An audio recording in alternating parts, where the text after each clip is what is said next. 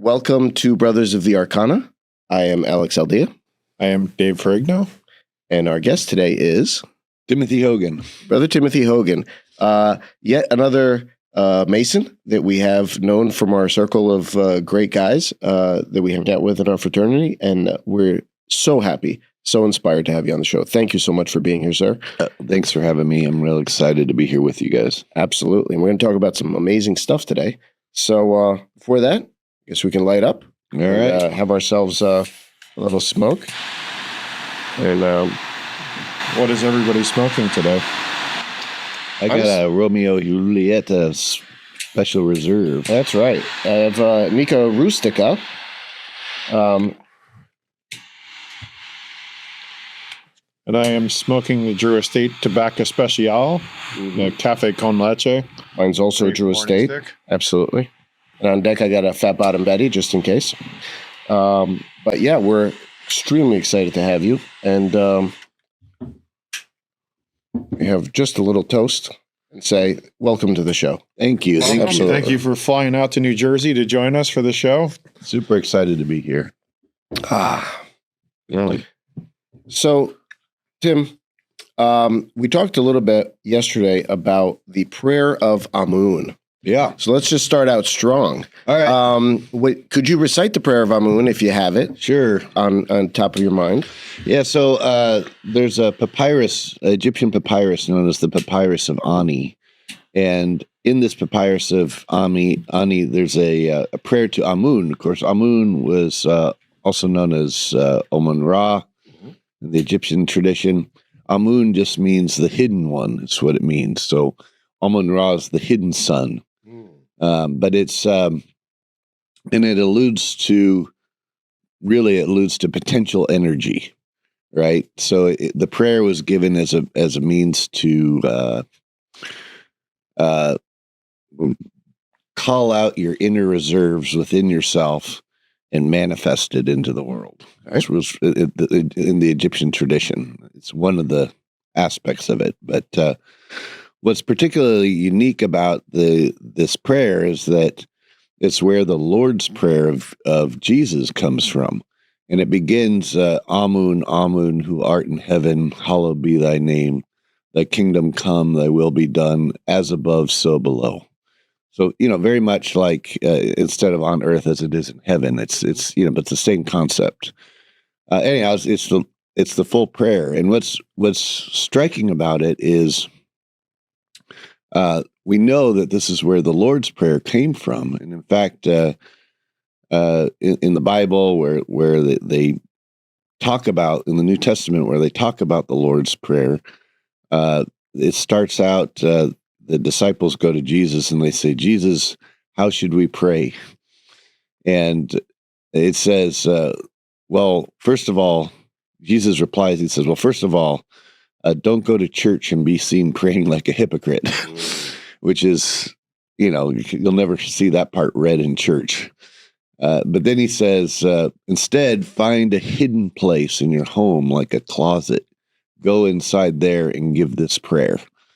And so he's telling the disciples to become the hidden one, to hide themselves, become the Amun, and to give this prayer. And it's just one evidence of many within the New Testament that alludes to this earlier Egyptian tradition that was being preserved and perpetuated in the New Testament.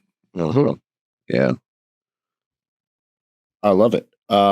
So that talks a little bit about the idea of where Christianity may have come from, at least some of the things that were borrowed by Christianity from previous religions. We also know that the death and rebirth myth has been done a bunch. We spoke about Inanna, Osiris, Zalmoxis, Kukulkan, Mithras, Zoroaster, Bacchus, Quetzalcoatl. Pythagoras. Pythagoras. Yeah, absolutely. Yeah. Can you talk a little bit about where that myth sort of sprung up from, or how it sort of got around the world? Yeah. So, it seems to be all of these traditions kind of came out of the Egyptian Osirian tradition, and there was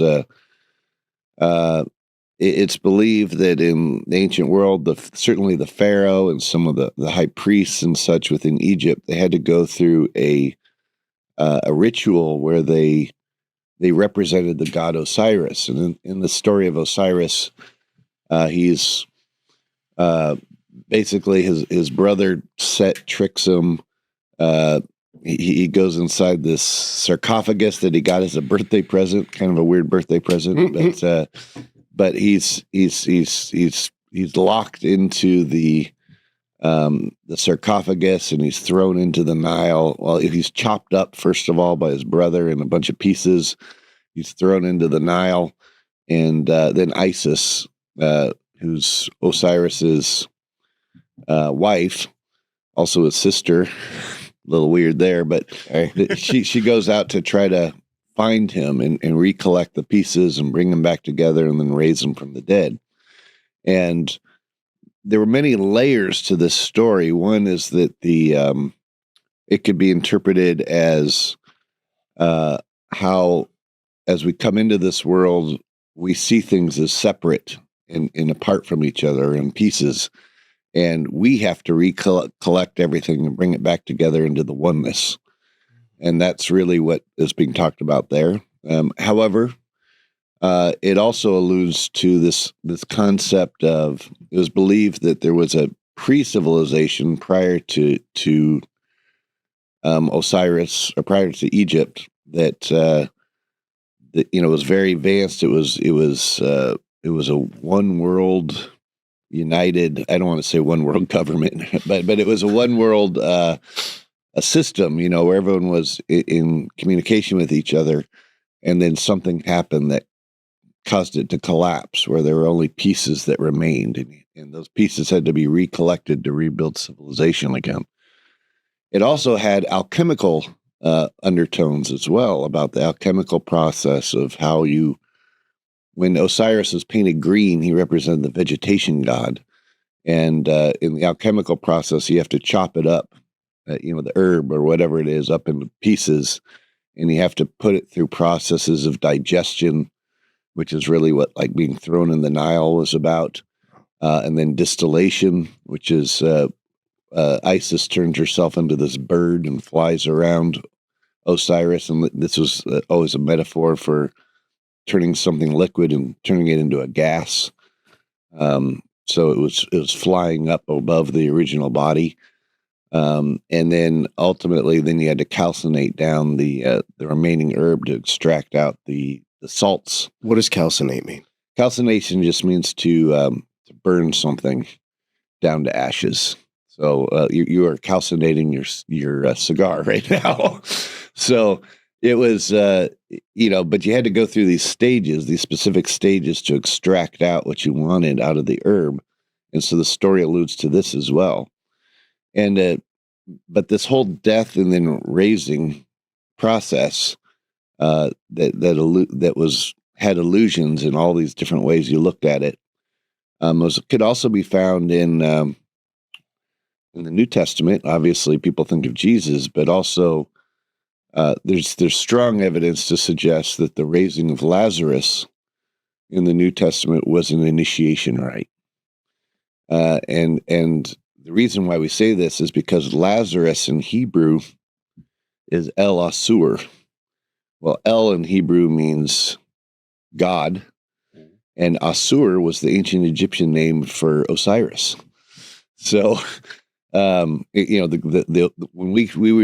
refer to Osiris under the name Osiris, that's the Greek name for that god. But the Egyptian, the native Egyptian tongue was Asur. Mm-hmm. And out of Asur is, in the story, Lazarus is raised in Bethany, which in Hebrew is Bet Anu. Bet means house in Hebrew, and Anu was the Egyptian abode of the dead. So here we have this story where Jesus is raising the god Osiris in the house of the dead.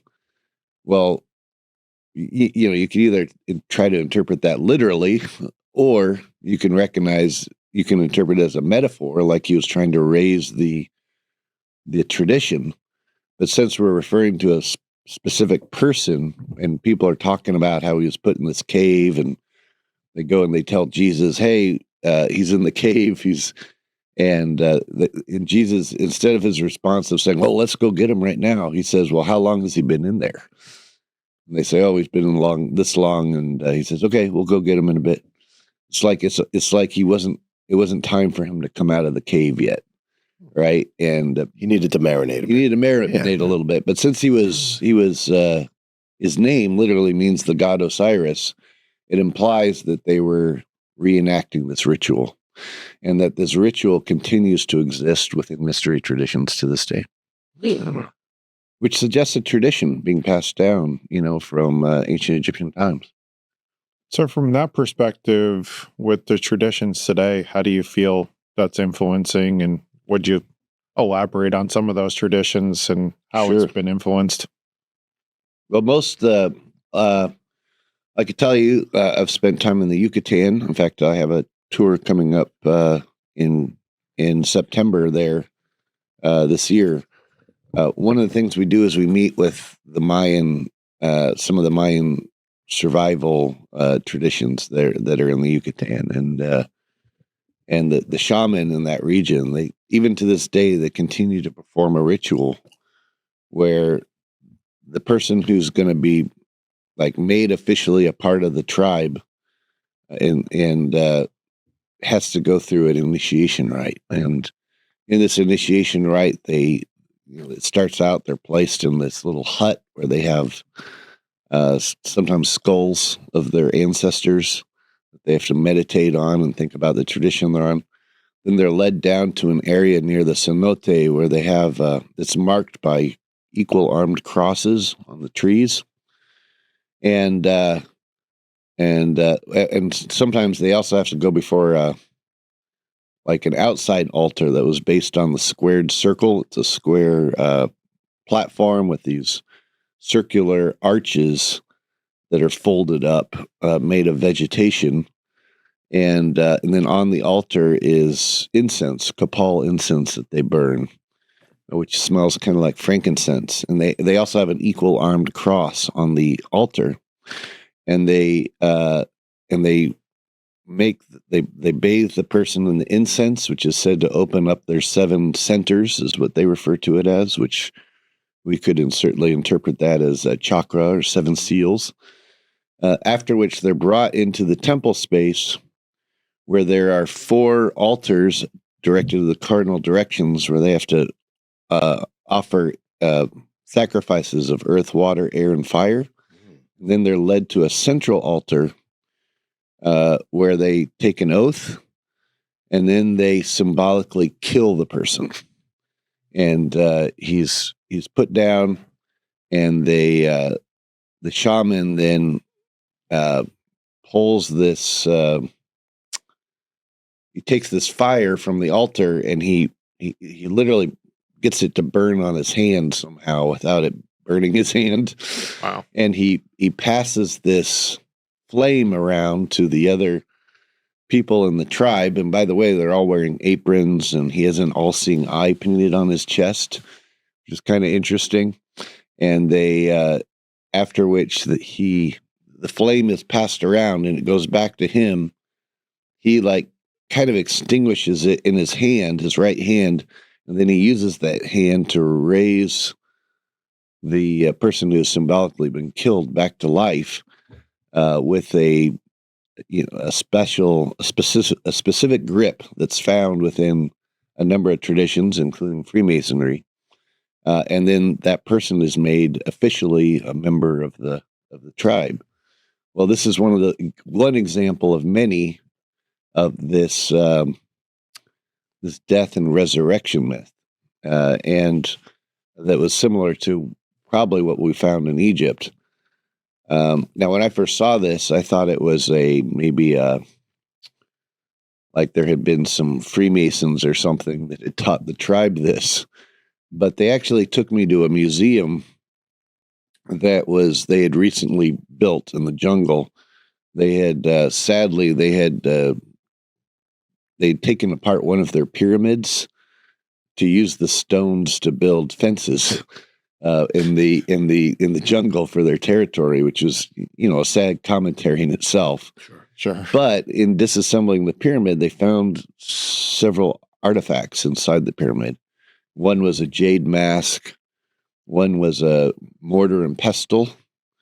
And then the other thing was they found all these clay figurines depicting these aspects of their ritual that they're still doing.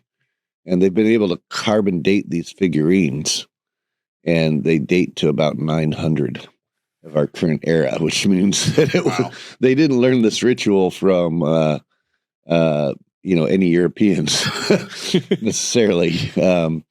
But it does suggest that there was an earlier tradition going on, and it was being practiced on both sides of the Atlantic. Well, that's one of the things that we started to talk about, the whole idea of the Younger Dryas, what happened prior to the Younger Dryas, Pangea, the idea of everything being connected in one. And is it right or wrong? Because I've heard this idea of there's pyramids that are based all around the Caribbean, because the Caribbean used to be much smaller and much more united, right? So Africa was united with South America, with North America, with Europe. And so all of those, so are there pyramids in North America as well? There are. In fact, the largest land pyramid in the world is at Collinsville, Illinois. It's near, just outside of St. Louis, and it's called the Cahokia Mound. And it's it's a giant land pyramid. I suspect in the future, as they do more testing, they'll figure out there's actually a stone pyramid underneath it. Mm-hmm. That tends to be the what looks like these giant mounds is actually these ancient pyramids that just got covered up with dirt. Like if you were to go to Chichen Itza down in the Yucatan 100 years ago, it just looked like a giant mound. When they removed all the dirt, lo and behold, here's this incredible pyramid. And you see that other places too, like at Cholula down in Mexico. The largest pyramid in the world, actually, in terms of landmass and height and everything, is actually down in Cholula, Mexico. But most of it's covered in dirt right now, so it just looks like this big hill with a little bit of a pyramid on top, and on top of that, the Spanish built a chapel dedicated to Our Lady of the Remedies, and that's interesting. Our Lady of the Remedies. Think about that for a second. Yeah, so you can still hike up there to the top, and they have little elixirs that they'll give you, which are supposed to help with your health. And as you're hiking up there, now there's all kinds of new agey people up there that'll read your aura, whatever, as you're hiking up there. But it's the largest land pyramid of the world. And it's down in Cholula, Mexico. I mean, I'm surprised whenever I look at a bottle of Cholula hot sauce. I'm like, why didn't they put the pyramid on the logo? They got like the largest pyramid in the world, but instead they just got this lady holding some. Clearly, they were part of the profane and didn't know, right? Mm-hmm. Absolutely. Yep. But you could go up there, and there's Indian tribes in the region that still do rituals and ceremonies, and a particular group that they climb this pole, and then they attach almost like bungee cords to their feet at the top, and then they spin around the pole, and what's the purpose of that? There'll be like 4 of them up there. It's a sign of overcoming their fears, basically. Oh, yeah. So, but you'll see them performing up there and a number of other things. But yeah, you'll find pyramids all over the world. And from a Templar perspective, there's a belief that there was a world network in antiquity, and that where all these pyramids were utilized, as well as other sacred sites around the world. And then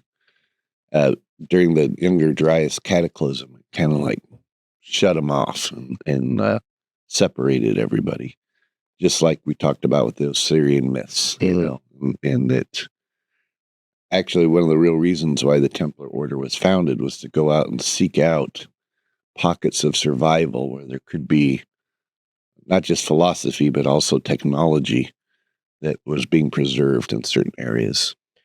So that really begs the question as to what are pyramids? What is their function? Do they work? And can they still be made to work? Yes. So if you go on top of the Great Pyramid in Egypt, for example, which is this massive structure, it's 2 million stone blocks, weighing anywhere between 3 and 70 tons. If you go, because of the weight that's placed on them, they're piezoelectric. What does that mean? It means that because of the pressure, they actually produce an electronic charge to them. And being in the middle of the desert, they just build up static electricity naturally. So you can go to the Great Pyramid, and now the Egyptian authorities won't let you do this anymore. But if you were to climb on top of the pyramid and be at the top, and you were to take a wine bottle and you just put a wet rag over it and hold it up, sparks will start shooting off of it from the buildup of static electricity just from the area. Well, if you were to take that and you were to put a capacitor in the Great Pyramid, like say in the King's Chamber, in the sarcophagus, if you were to put a capacitor in there with like a superconductive substance, what it'll do is over a period of hours or several days, it'll just start to build up an immense amount of electricity that just will then start to shoot out of the top of the pyramid eventually, and it will start to be broadcast into the region. And this is really what Nikola Tesla was trying to do with his Wardenclyffe Tower, where he was just trying to build up the electricity from the Earth itself and broadcast it out. If you do this, all you need is a receiver then to pick up on it. You can literally plug it into the ground, and you could run things off of it. Eric Mattson talked about exactly this, and he said how simple it really is. You just need a copper wire, basically hook it up, ground it, and you're able to tap into the ionosphere. That's exactly right. And you would have, so the Earth itself has a natural electromagnetic lines of force around it that are now referred to as ley lines. This is where you find a lot of monuments and pyramids and everything built on that. So if each one of these pyramids had one of these capacitors in it, what it would do is it would just broadcast this electricity along these electromagnetic lines of force around the planet. And then you'd have this world grid of electricity that would not only would you be able to tap into it for electrical purposes, but what that does is it also starts to break down the nitrogen in the soil, which is natural fertilizer. And so it actually causes things to grow more. And it could affect weather patterns too, actually, which are, clouds are basically like giant magnets. And if you, they have poles to them. And if you have this electromagnetic system going around the planet, what it would do is it would regulate cloud development and moisture.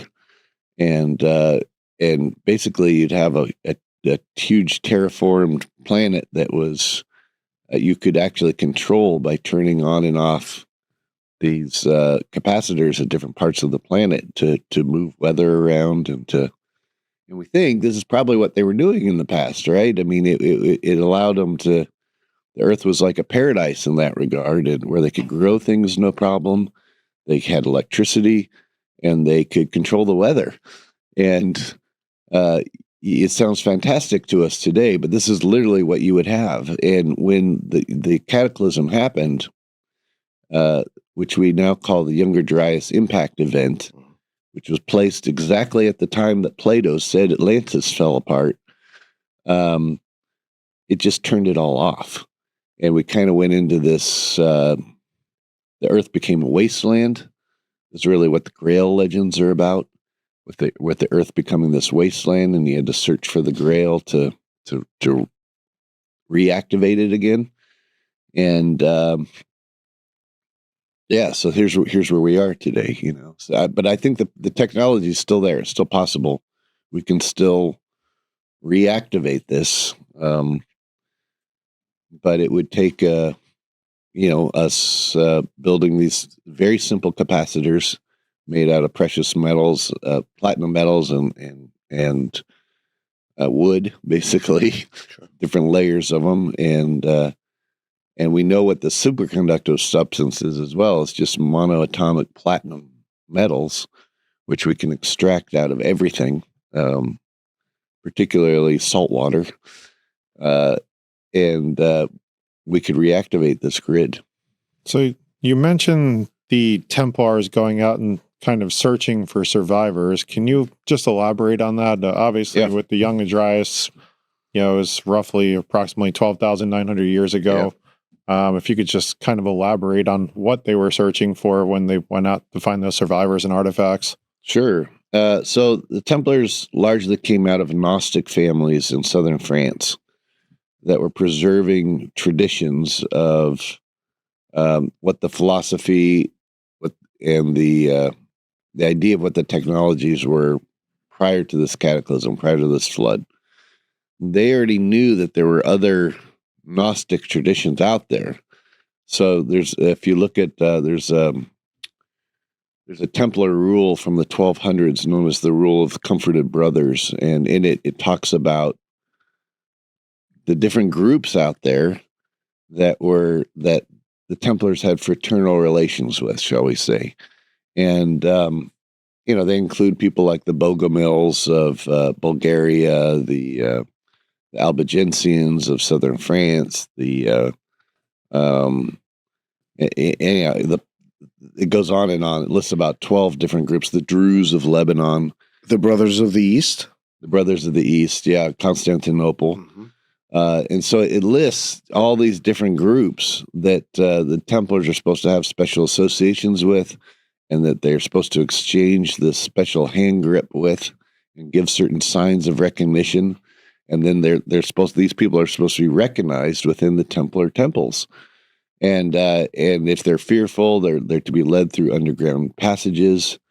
And even given the consolamentum, which was the very fact that the rule says that the Templars could give this consolamentum. What the consolamentum was a ceremony or a ritual that basically ensures that you're done reincarnating. It suggests that, with this ritual, you no longer have to reincarnate anymore unless you want to, which suggests that the Templars believed in reincarnation, which is something that is not normally widely talked about, but it says there's these groups and they're supposed to seek them out because they're preserving the philosophy and everything from this tradition. So this is what the Templars did. This is where they started out. But being a Gnostic tradition, they recognized that the sacred, what was within the tradition, they referred to as the sacred flame, was within everybody. And that everybody has or was not? No, was. There's a seed of God in everybody.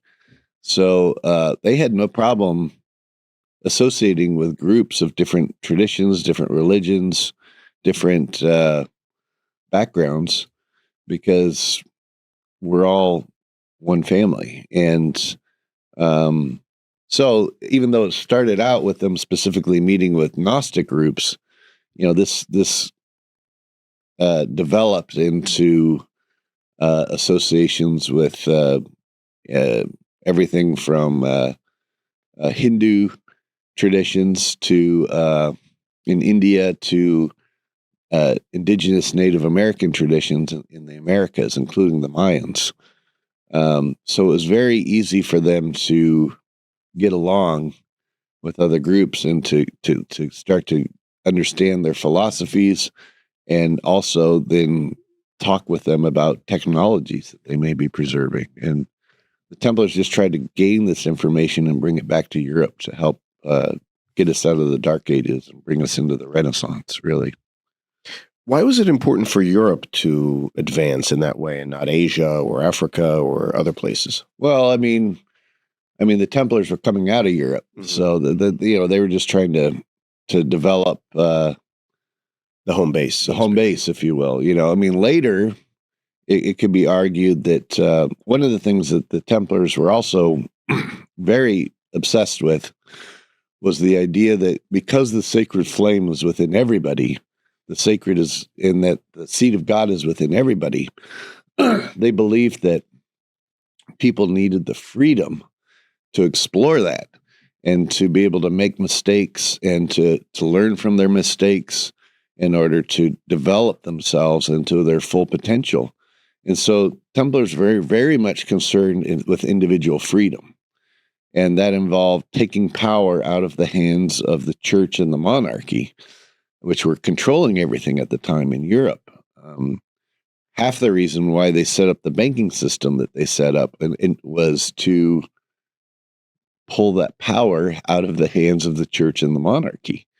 And so you find even in one of the earliest texts from the 1200s was a book called Parsifal by Wolfram von Eschenbach. And in this book, it talks about the Templars being the guardians of the Holy Grail. But it also says, if any Templar should become ruler of a foreign people, let him ensure that they are given their God-given rights. This is the first time in history in any document that it suggests that people have God-given rights. Up to this point, it was believed that your rights only came from the king or from the church. So, or from the Pope. So to suggest that people have inherent God-given rights led in many instances to the Templars actually fighting to give people power in that regard by setting up democratic systems around the planet. I mean, starting with the Magna Carta, they helped to create the Magna Carta in England, and they fought the peasants' revolts to give people rights. In fact, even to this day, if you go to Templar Church in London, it's right in the heart of the legal district, which is where the Templar bar is, and this is where the bar exam comes from in law. So they this was very much this idea of laws that protect individual freedoms was fundamental, and of course, this later came to be fully actualized within the Bill of Rights within the United States of America. So you mentioned the Holy Grail. Would you say, typically the Holy Grail you would say was part of the Ark of the Covenant or, something similar to that? So how would arcs play into even some of, the ancient times? And also, I know we've had conversations where there was multiple arcs. There was also, a possibility maybe they were portable generators or whatever else, just like the pyramids were generating power. And right. I guess we could also posit that them calling the King's Chamber and the Great Pyramid is really inaccurate, and it's more of a narrative than actual what it was. Right. Yeah. Was it really the King's Chamber? Yeah, it wasn't a tomb like right. people, suggested as.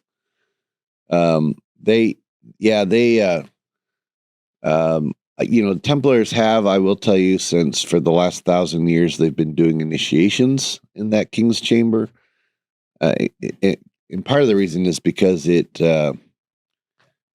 does build up all that energy. That pyramid does build up all that energy. It's like a lens for the planet that just focuses all that energy. So if you perform certain initiations inside that pyramid, and it's built with resonance in mind.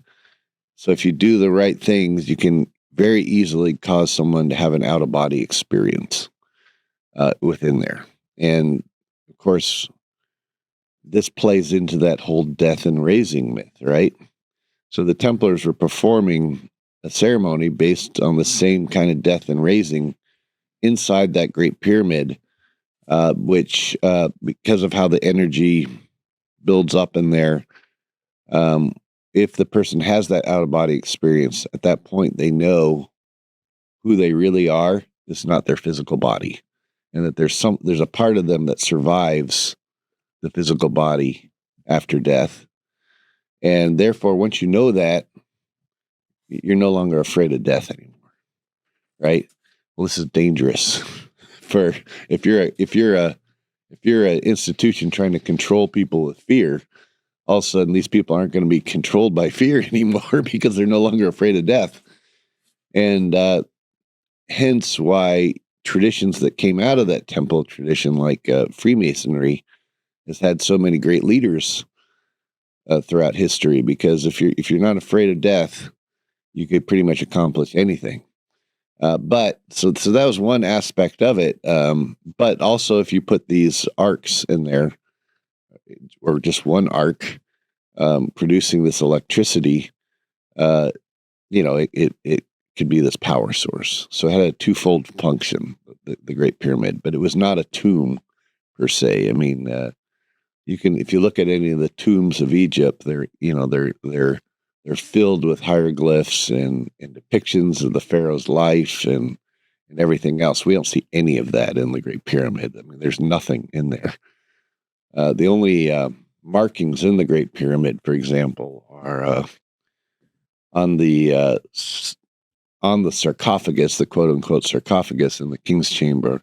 There is a carving of an alpha and an omega, but that was done by Templars like 1,000 years ago. So now so it sounds like a pyramid is a power source, and it's a power source, and I've heard it spoken with, and you spoke about the Kebra Nagast when we were chatting about possible flying ships. Yeah, sure. So there's something to be said, and I think Graham Hancock said it, about these pyramids being much older than the Egyptians, possibly used by the Atlanteans to power flying ships through the ionosphere. And again, Eric talked about that in our first podcast to some extent. What about the other two pyramids on the Giza Plateau? Do they also function in the same way? They do, and there's sarcophaguses in them as well. Smaller ones, but they're still there. And those three pyramids on the Giza Plateau, of course, they line with Orion's belt. And Orion was, according to the Egyptians, was the god Osiris. However, if you go to other parts of the world, like Teotihuacan in Mexico, outside of Mexico City, there are also three pyramids, and they are also aligned with Orion's belt. There's also pyramids in China in the Xi'an region that are, again, also aligned with Orion's belt. You go to Cambodia to Angkor Wat. The main structures there are also aligned with Orion's belt. So we're seeing a pattern around the world pointing to Orion. Now, let me ask you this, because obviously constellations change over time. They're not aligned with Orion's belt now. They're off a little bit. They're off, right? Because everything changes. Right. But at least as far as the ones in the Giza Plateau, they were aligned with Orion's belt right around the time of the Younger Dryas period. Yeah, correct. Right. Yeah. They were aligned perfectly. And in fact, the only times we find that is, so that was during the age of Leo. And, each zodiacal age is a little over 2,000 years. So they were aligned during the age of Leo, which is, of course, at that time, Leo would have been on the horizon on the east, if you faced east, and where the Sphinx is looking. Of course, the Sphinx is a lion, but it would have also been aligned 12,000 years before that, during the last age of Leo, prior to that. And there's some indications, actually, that the Giza Plateau, if you factor in all of the major temples and everything else, the only time it would have been perfectly aligned was 36,000 years ago. So you have to go back 3 cycles of Leo to when it would have been perfectly aligned. And, that's pretty far out. Now, are we positing on some level that, and I love this word positing, you started me on this and now I'm just going to use it. Let's just roll with it. You just roll with it. Are we positing that all of these pyramids were created around the same time in that 36,000 year period, or were they set? I mean, if they're all Yeah, they could have been set up during that time and then built gradually, over time. Mm-hmm. I'm under the opinion, and this is just my personal opinion, that they were all harkening back to this period just before the Younger Dryas. And that's when they were in function. That's when they were working prior to this cataclysm that took place. The Egyptians, if you go around Egypt, you'll find the Egyptians were very good timekeepers, where they would emphasize the time they were living in when certain things were built, but they also paid homage to this first time, what was known as the Zeptepi, which was this time during the age of Leo, during the Younger Dryas period. Examples of this is if you go to Luxor, for example, or to Karnak, there's this avenue of what's known as the Avenue of the Sphinxes. There's thousands of sphinxes lining this road that connects Karnak and Luxor. It's almost like a ley line itself. It's perfectly aligned over several miles, and it has these sphinxes. But at the end of it, what's really interesting about the sphinxes is they have ram heads, right? Again, representing the god Amun, who was this ram. Mm-hmm. He was depicted as a ram. And of course, these were created during the age of Aries, which is the ram. And that's part of the reason why he was depicted that way. The other reason why he was depicted that way is that the ram makes the sound ba. And that was the Egyptian word for soul. So it was, depicting it as a ram, the ram calls out ba, which is the soul. It's calling out to the soul. But the base of these sphinxes, they still have lion paws. They have lion arms and legs, and that's pointing to the age of Leo, which the Egyptian civilization came out of. So, do you think that the Sphinx originally had a different head? Because there is a thing to be said that was carved later. Yeah, absolutely. Different people have posited that head could have been different things, but all indications to me suggest it used to be a lion head, and that it was later carved down into the head of the pharaoh that's there now. Yeah. Was there any indication that some of these ancient civilizations had, they were looking, that they knew the Younger Dryas was coming? They had some kind of advance warning, even though, I don't know cosmically how they would know that there's a comet or an asteroid or multiple heading towards the Earth. Yeah, they definitely knew. And the reason why we know this is that, or we suspect this, is that they carved out these survival bunkers all around the planet too. There's all these underground carved networks that we know hundreds of thousands of people were living in. One of the truths that will be coming out, I believe, in the future, that the Egyptian antiquities is not comfortable suggesting it now, but they will in the future, is that at the Valley of the Kings, most people think of the Valley of the Kings as just these graves that are built, or these tombs that are built in the sides of the hill there. And it was this secret location that the population didn't know about. And that's how they were able to, bury themselves and their stuff. The pharaohs and the queens were able to bury themselves and not be found. Well, what most people don't know about the Valley of the Kings is that all these tombs are actually connected by tunnels. It's very sophisticated tunnel networks that go not just connecting with each other, but they go deeper. And if you start going about 200 feet down, it's these extensive tunnels that go all over Egypt, hundreds of miles of tunnels. What were they doing building all this? I mean, were they just trying to get out of the heat of the sun? but if that was the case, I mean, it would have taken hundreds of thousands of workers to dig all these things out using technology that the Egyptians didn't have. I mean, according to standard archaeology, the Egyptians only had copper tools, and these copper tools would have done a horrible job at trying to carve out all these tunnels. So then we need to ask ourselves, well, who dug these tunnels and why? The indication seems to suggest that these were originally survival bunkers where people were living in during this cataclysm time, and that later the pharaohs were preserving the memory of this, and that and so they wanted to be buried close to where their ancestors first came out of this after the cataclysm. And as proof of this, many of these tombs, they record scenes of the pharaoh's life and all the things that Egyptologists tell us.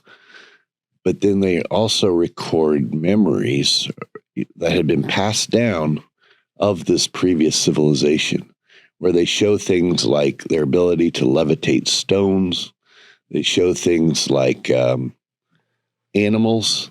For example, there's a New Kingdom tomb that actually depicts people from all over the world. We know they're from all over the world because there's people like with boomerangs, which would be Australia. There's people with chopsticks, which have been Asia. There's these white dudes with red hair and long beards that have on leashes baby woolly mammoths and giant sloths. Well, we know woolly mammoths and giant sloths, they got wiped out during the Younger Dryas. So they're preserving a memory of civilizations prior to this cataclysm. Well, why would they put this in their tombs there, unless those tombs were originally where they came out of, and they're trying to preserve the memory of that, of what the civilization was before. And the pharaohs were also working to try to rebuild that civilization by just preserving the memory. So when the Templars went down there in the 1100s and 1200s, everyone thinks of them going to Jerusalem, which they certainly did go to, but they also went to Egypt, and they took over all of the major temples in Egypt. You can find Templar graffiti at all of them. Their Templar cross is carved everywhere. They established relations with the Coptic Church of Egypt, which was, even though it was a Christian church, it too is trying to preserve the memory of some of the stuff out of ancient Egypt. And this allowed, by having these relations, the Copts helped show the Templars where they need to go and look for things like arcs, which are depicted on all the temple walls in Egypt. And, we're trying to reintroduce them to some of this memory. And so, for example, the Templar commandery, the main commandery building in ancient Egypt was at the Temple of Isis at Philae. And at the Temple of Isis at Philae, they had these statues, these black statues of Isis with young Horus on her lap, suckling the young Horus. Well, these images became the image of Madonna and Child that the Templars brought back to Europe. And in order to try to preserve that memory within the crypts of the cathedrals that the Templars were helping to build and finance across France and other parts of Europe, they put in these crypts, these black Madonnas. And really what they were is they were Madonna and Child, but they're painted black. And the reason why they did this is because they were replicating the black basalt statues of Isis and Horus that were found at the Temple of Isis at Philae, where their main commandery building was. And so they were trying to preserve these memories. Other things they did is these cathedrals were built, if you view them from the air, they look like crosses, but then they had the rose windows, right? So they became these rose crosses. And this became one of the symbols of the Templar tradition, And it's why, and part of the reason why they did this is because that tunnel network in Egypt that stretches largely between Giza and Saqqara, that whole region, that whole underground region, according to the Egyptian tradition, was known as Ras Tau. Well, Ras Tau in Egyptian means one thing, but the memory of this name, Ras Tau, was preserved. And so when the Templars came across this, when they interpreted it in Latin, Ras meant rose and Tau meant cross. So that region of Ras Tau, they came to the Templars to be known as the area of Rose Cross.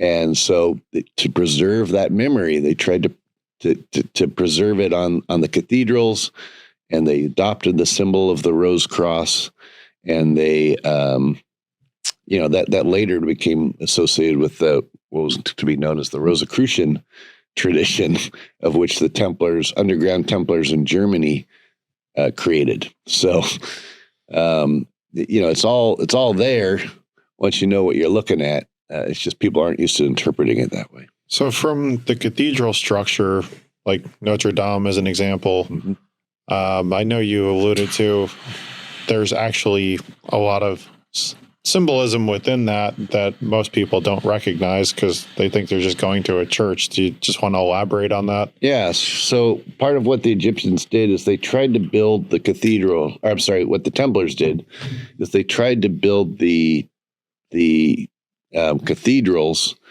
the same way the Egyptian temples were built that they are encountering. If you go to like Luxor, for example. The way that they built these temples is they made them like human bodies in stone, so that the different parts of the temple represented different parts of the human body. So there was a relationship between the as above, so below. They were also aligned with certain constellations, but again, particularly Orion, which was associated with Osiris. So there was a direct relationship between the heavens to the temple, and then the temple to the human being. Right. So the Templars, they tried to mimic this, not only by making the cathedral like a human body, where the baptismal fonts at the area of the belly button, the choir speaks from the area of the lungs, the priest is at the area of the heart, that's where he's speaking from, and the sacrament is kept at the area of the head or the third eye. So, and then as you left the church, you went through the arch, which was the birth canal. So you were being born. If the cathedral was Our Lady, which is Mary, then that makes you being born out of her, the Christ, right? Wow.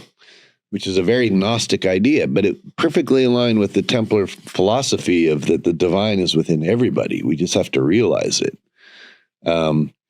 But it's not even all Templars. I mean, in the Bible, it says, Christ said, I'm the least among you. You can all do what I have done, right? And the Matthew. So that's right. These miracles you see me perform, you should do also, and those even greater than these. Yeah, I mean, so the Templars, they viewed Jesus as a great exemplar as opposed to the Savior, that he was exemplifying what it is to be the embodiment of that universal consciousness, the Christos. And that everybody can access that. Everyone can embody that idea. So, yeah, I mean, it was very much, even though it's in the Bible, that's not what's emphasized, normally by churches. But it was very much a part of what the Templars believed. Not only that, but the cathedrals themselves of Notre Dame, they're arranged across the... some of them are built on more ancient structures like old dolmens and stuff, like Chartres Cathedral.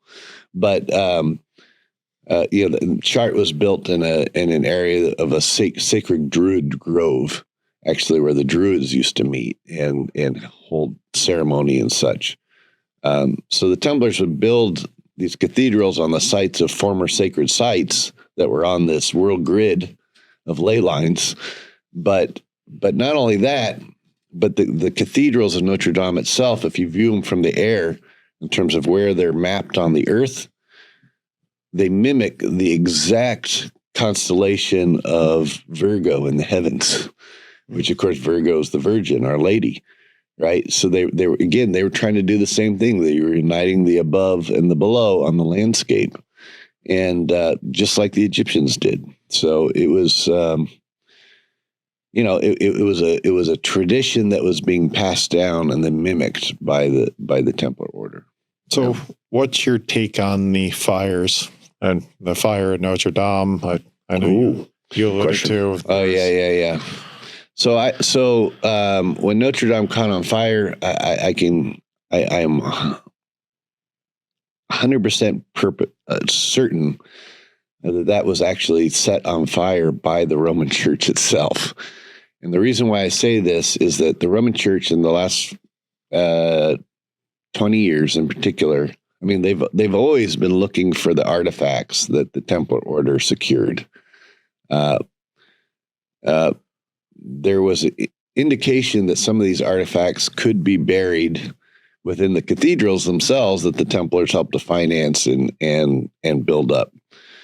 The only way to look, most of these cathedrals have now become national heritage sites, where you can't do any restoration or anything on them without approval, by government authorities. So the only way you're going to be able to dig around and look for something is if the site is closed off to the public and is a working zone.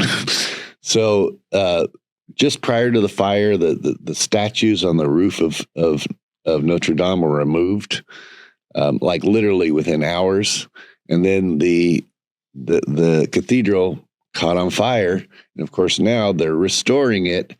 Nobody can go in, but it allows them to do archaeological digging and looking for these artifacts. And the reason why I say that the Roman Church was involved in it is there was the Cathedral of St. Sulpice was also set on fire just like 2 months before Notre Dame was set on fire, where I'm sure they were also looking for artifacts there. But the very hour that Notre Dame Cathedral was set on fire, down in Jerusalem, the area known as the Stables of Solomon were also set on fire. Well, this was the former Templar headquarters in Jerusalem. So what are the odds that the former Templar headquarters in Jerusalem was set on fire the same hour as Notre Dame Cathedral? I mean, it suggests that there was intention behind it. And of course, these areas are all now closed to the public while they're restoring them, right? But really, I think that what they're doing is they're looking for artifacts. From a Templar perspective, most of those artifacts were already removed, a long time ago. So, well, they always say there's no such thing as coincidence. And would you say there's still?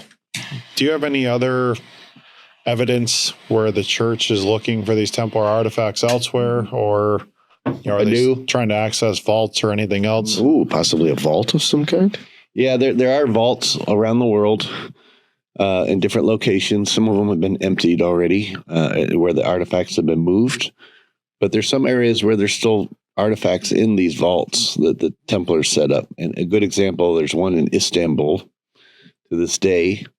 They're according to our Templar knowledge, what's being held in there is a thing known as the Palladium, which was this statue that the Trojan War was largely fought over.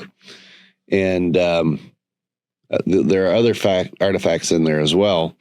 But I'm aware of just in 2010 or 2009, something like that, right around there, the Roman Church tried to break into to one of these. And the only reason why they got caught is that the vault was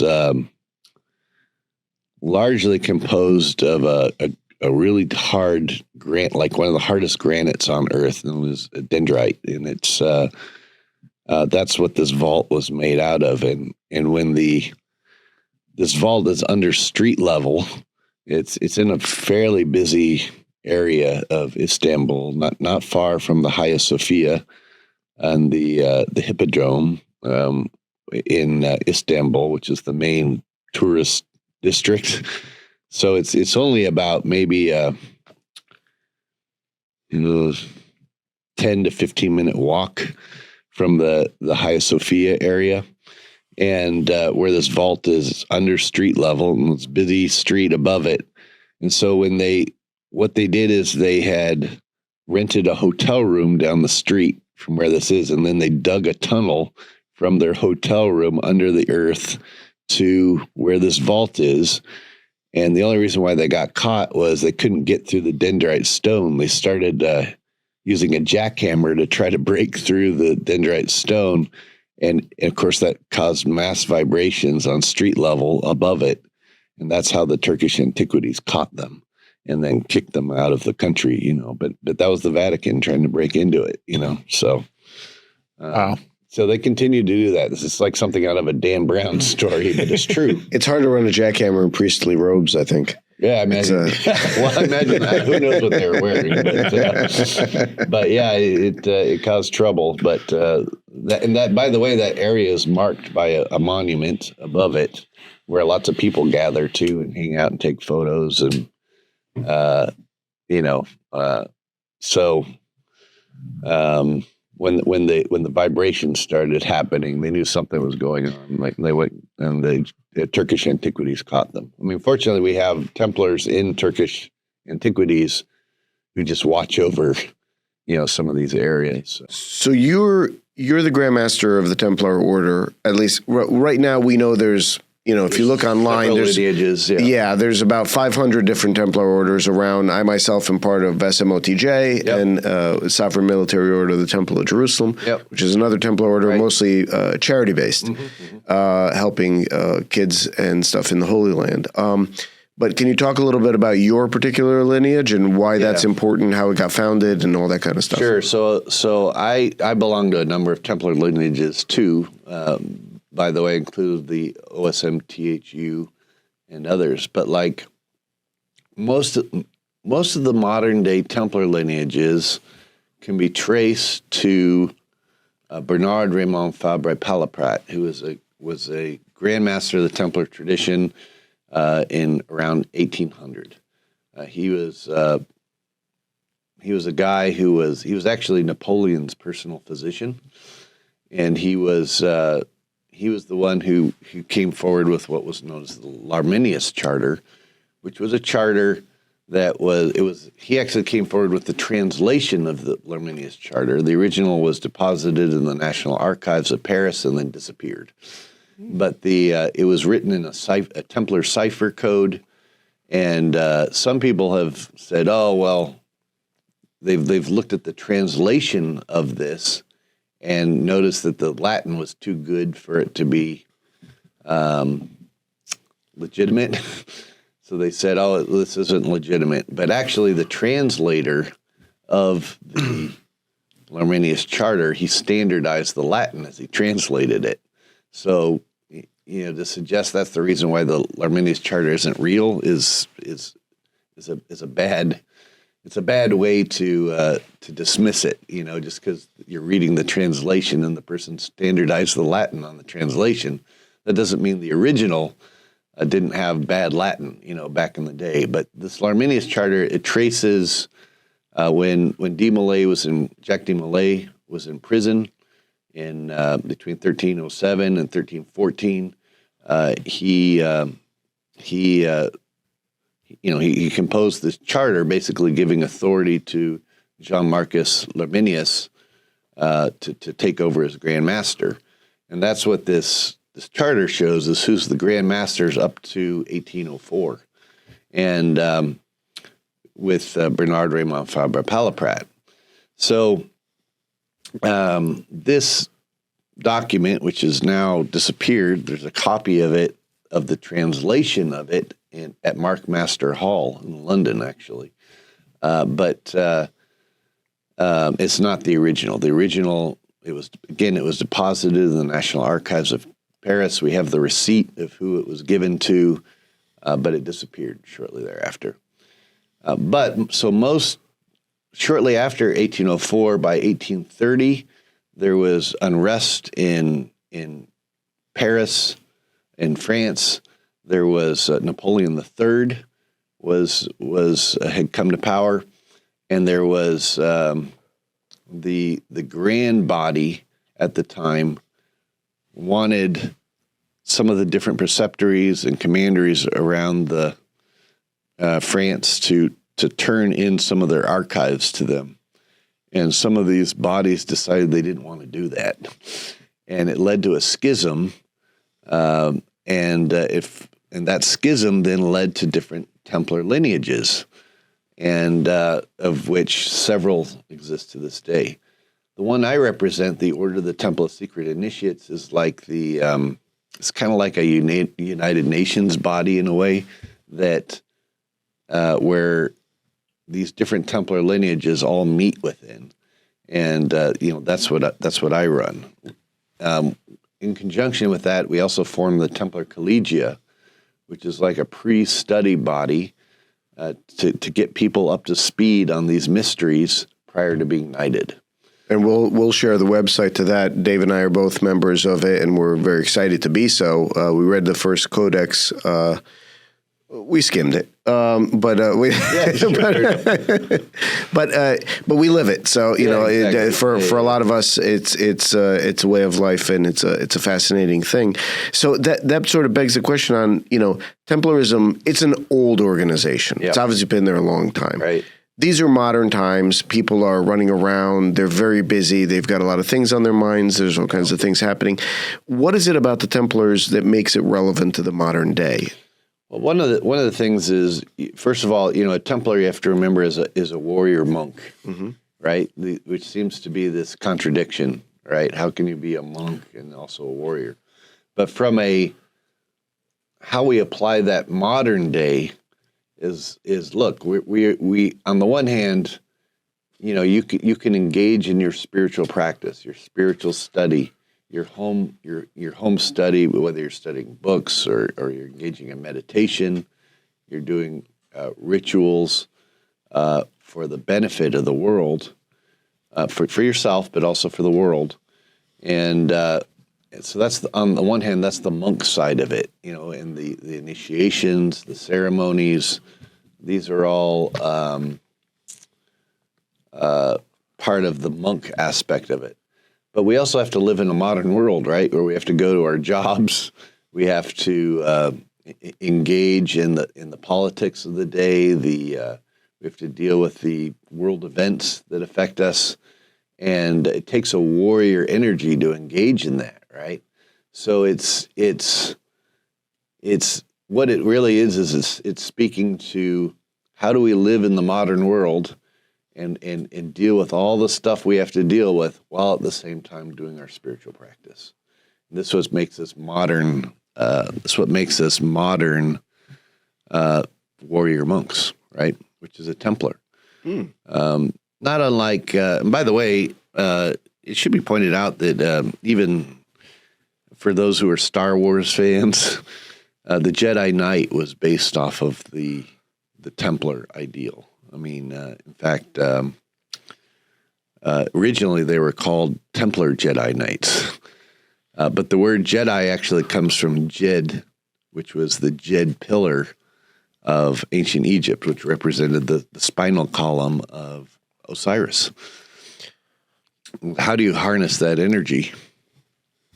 So from the perspective of meditations, obviously Alex and I are very integral in meditation. It's a part of our daily rituals, our routines. From a perspective of, the chakras and coping with the world, I know we had a discussion last night. We were talking about meditations and how you could get out of living the victim mentality. Mm-hmm. And, instead of being in this survival mode in this world and that victim mentality, kind of reintegrating and connecting with spirit. Mm-hmm. Could you elaborate on that and discuss that for our listeners? Yes. So part of what you find within the Templar tradition, and I say the tradition because there's lots of esoteric currents that have come out of this, Freemasonry being one of them. The idea is that, again, we talk about a warrior monk being engaging in the spiritual practice, but also being engaged in the world itself. There were certainly meditational exercises designed to integrate yourself into that spirit. Oftentimes, the metaphor of Eden is used as the source of where we came from and really where we need to get back to. If we remember, if we look at the Bible, the Torah, the Old Testament, it talks about Eden as this place where we were integrated with nature, with each other, and there wasn't a separation between us. Somewhere along the line, we went through a fall, both metaphorically in terms of detaching our consciousness from this place, but also a collapse of, again, civilization where things were integrated before. And part of what we need to work towards is getting back to that. We were made to be farmers or gardeners of this Eden. We were entrusted with, if you believe the Torah, we were given the responsibility to tend this garden, right? And that over time we've learned to use the resources of this garden while losing the understanding of the order behind it, how all systems work within each other. And now we just exploit the planet to the point where it's dying now. So it's a number of things. It's getting back to that Eden is not only getting our consciousness more reintegrated with each other and with our planet and with the universe that we're a part of, but it's also getting back to the point where our systems are all working within harmony with each other. And tied into this is our own personal cultivation of, we talked about the chakra. Chakra is a very Eastern idea, but you find it in the New Testament as well. I mean, this is really what the 7 seals are that need to be opened before Revelation, right? They're the 7 centers within ourselves that are connected to our environment and our universe in different ways. Traditionally, according to Templar doctrine, each seal represented could be opened through the enacting certain virtues. And these virtues were designed to connect us with our world and with our universe and each other, with our animal friends, with our, with everything. And then there are certain vices that keep us closed off and keep us in a selfish place. And of course, the 7 virtues were traditionally associated with what are known as the 3 heavenly virtues and the 4 cardinal virtues. The 3 heavenly were faith, hope, and charity, or caritas, which is the extension of the heart. And the 4 cardinal virtues were faith, or were prudence, temperance, justice, and fortitude, right? And these things get closed off by what are known as the 7 deadly sins. So, lust can be overcome by prudence. Gluttony can be overcome with temperance, and so on and so forth. So by enacting these virtues, we're actually opening our consciousness up to being in harmony with each other in our universe. Ideally, by opening up all these virtues and by connecting ourselves more, this destroys the fear that comes from ego and selfishness. And when you do this, as soon as that fear is overcome and we are open to this higher consciousness, that's where gnosis is allowed to manifest, which is divine experiential knowledge, because we're in harmony with that universal consciousness. And it's based on the idea that we're actually living in a sea of consciousness of the Creator. From a esoteric standpoint, if we accept that there's a creator that created all that is, if he was or she or it was all that existed, the only way it could create is within its own mind, which suggests that all of our creation that we perceive as real and physical and everything is just the mind stuff of the creator that exists within the mind of the creator. And hence why it's infinite. You know, we look out at the stars, we look out at our universe, and it just goes on and on and on and on and on. It's because it's all within the mind of the creator. And it's only when we wake up to this that we can perceive, higher dimensional reality and get closer to the creator itself. And while this sounds very esoteric, our modern physicists, since the beginning of the 20th century, have all said the same stuff, that we are living, what we perceive as real is just made up of mind stuff. And that because we also have a mind, we can interconnect with that and attune with that in a way that can actually transform our reality itself, which is a very profound statement to make. I mean, our thoughts, it suggests that our thoughts are literally creating our reality around us. So we have to be very careful about our thoughts and our words and our actions because they are defining and recreating our world every second that we're alive. And as we learn to do that in a more compassionate way and in a way that we connect with each other and with our environment, our world, this is where natural order comes into place. And this is where sustaining structures take place. And this is where the human potential has the greatest ability to expand itself. And that's where harmony comes from. That's where civilization is built out of, really. And the mystery traditions of which, Freemasonry and others have come out of which the Templars were trying to work for, is all about that. And the more we wake up to that, the more harmony we're going to have on our planet. So could you take us through the chakras if somebody's not familiar? Yeah. So each chakra is has an energy to it, right? And you know this just through your own life. Like, for example, I mean, when you feel a passion in your loins for somebody, that's your root chakra, right? That's the energy of your root chakra. That's what, in a way, harnessing that energy has really what built civilization, right? There's a reason why the apron is placed over that. Because you're talking about Freemasonry, right? Freemasonry, but right. other traditions too that have aprons, including the Mayan. Again, the Mayan they wear aprons too. You find it all over the world, but it represents sublimating that energy and directing, instead of just wasting it on a titillation. It's directing it towards creating something, not just a baby, but creating things in our world. So that's like the root chakra.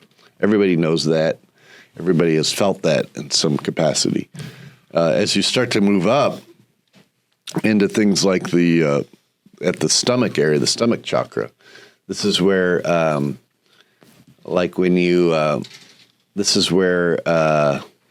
you feel a sense of a gut feeling about things. Right? There's a reason why it's called a gut feeling, or an intuition. That's where that's starting to develop there. And when you feel uncomfortable in interacting with the world, of course, this is where people start getting an upset stomach, for a reason. As you then move up into the solar plexus region, this is where you have a drive towards being directed towards something, right? And everyone's felt that feeling right there, right? Where it's like you just know something, and you're being directed. That's that solar plexus chakra. Then you start to move up into areas like the heart chakra. This is where you feel the love and the connection with people. You feel the intuitions of higher consciousness speaking to you on a really a conscious, not just a conscious, but like a level where we feel connectedness, right? And everybody's felt that feeling too. These aren't far out ideas. That they're natural feelings, but they stem from these areas, and this is where these chakras are. You move up into the throat chakra.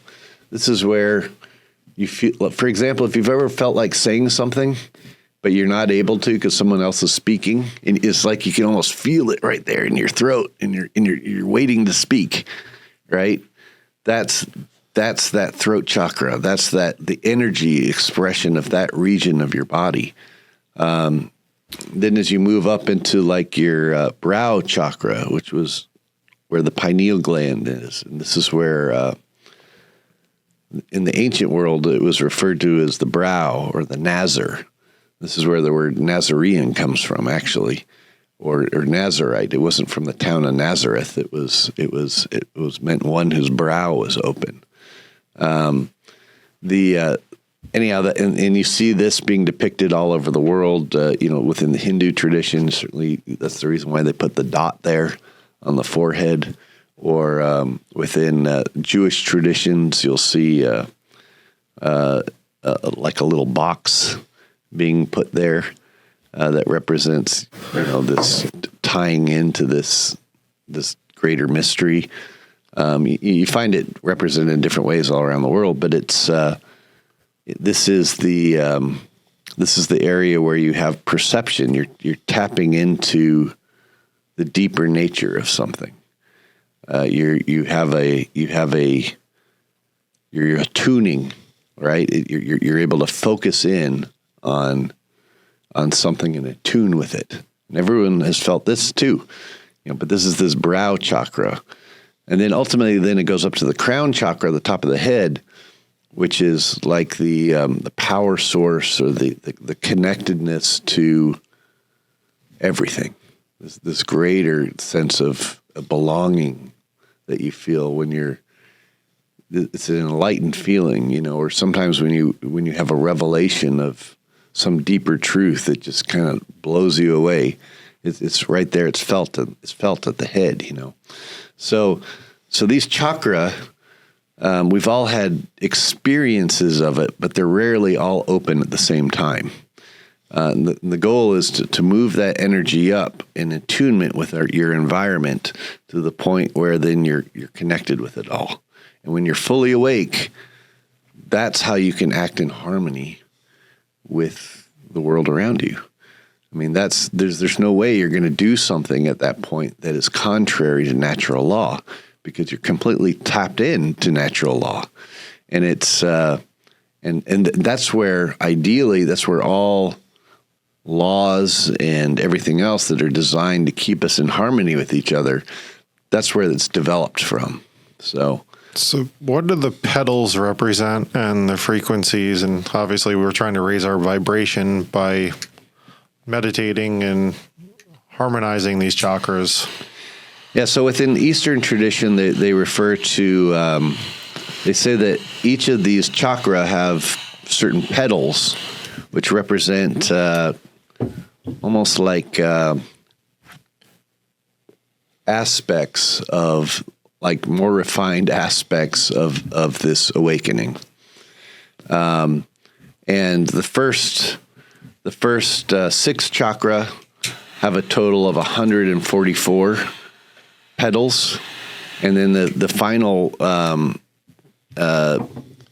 chakra, which represents this having like thousands of petals, because it's connected with everything, and it's like the powerhouse. So if you times the crown chakra with its thousands of petals times the other 144 petals that on the 6th chakra below it, you get a total of 144,000 chakra. And And this is really in Revelations where it talks about the 7 seals being open and the 144,000 being saved. It's not referring to 144,000 people. It's referring to this 144,000 extensions out of ourselves that connect us with our environment. So it's a totally different spin on what Revelations is really about and how people interpret that. But with each opening of each chakra or each psychic center or each seal, your old perspective of the world dies away and your new perspective of the world opens up. So, whereas, and at that point, Earth is no longer a prison planet that's keeping us here, but rather it is opening up into what was referred to as a new Jerusalem or a new heavenly state of perceiving things. A heaven is right here, right now. We just have to open our eyes to it and be in harmony with it. Tied in with Revelation is also, Revelations is divided into 22 chapters. Each chapter corresponds with one of the 22 Hebrew letters, which is said to be associated with different parts of the body, right? So with the opening of those 7 seals, those 7 chakra, not only are you awakening, those 144,000 potentials, but you're opening up those 22 parts of the body that correspond with those 22 Hebrew letters. So you're becoming a fully actualized, awake human being in harmony with the energy potentials of God's consciousness, which is a profound statement to make. But it's the destiny of each one of us to do that. But it takes intention and motivation and you have to mean to do it. It doesn't just kind of happen in itself. I mean, it can in aspects if you just happen to, be attuning with something without realizing it, or practicing virtues in such a way that's connecting you with your world. But when you do it intentionally, one of my teachers used to say, pure motivation should be your constant mantra. Everything you're doing in life, do it with pure motivation. And in doing that, we're actually opening ourselves up. So Wallace Wattles, back in the 20s or 30s, you may have known this book. It's called The Science of Getting Rich. So, while he's talking about money in particular, I think that concept relates to a larger thing. So he introduces the concept of thinking substance, a force omnipresent, he calls it, that can shape itself into any thought or form through the process of thought.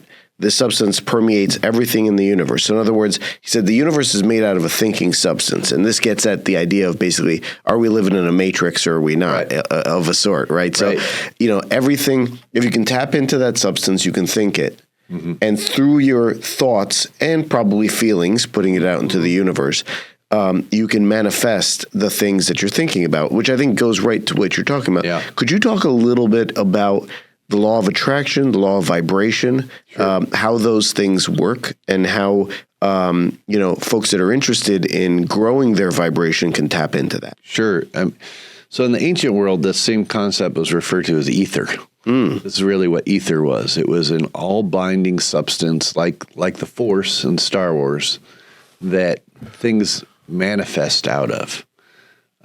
It's incidentally, from a physics standpoint, when